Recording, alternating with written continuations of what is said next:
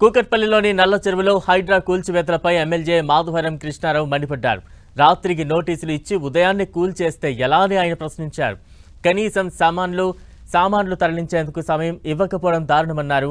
శనివారం ఆదివారం రాగానే హైడ్రామా చేస్తోందని ఆయన దుయ్యబట్టారు.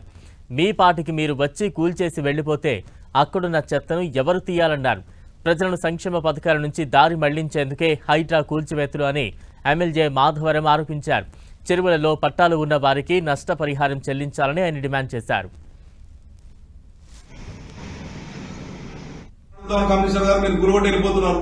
మరి ఆ చెత్త ఒకటి తీయాలి, డబ్ల్యూసీ వాళ్ళు తీయాలి. ఇప్పుడు రేపు పాములు కుక్కలు పందులు జమైపోయి మళ్ళా హైదరాబాద్ దగ్గర పాటు ఇమ్మీడియట్ తీయండి.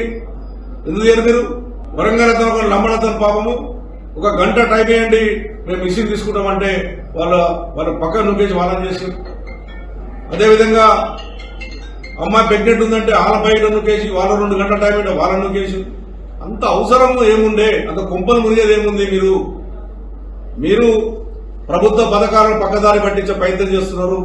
ఆలోచన ఏంటి మీది?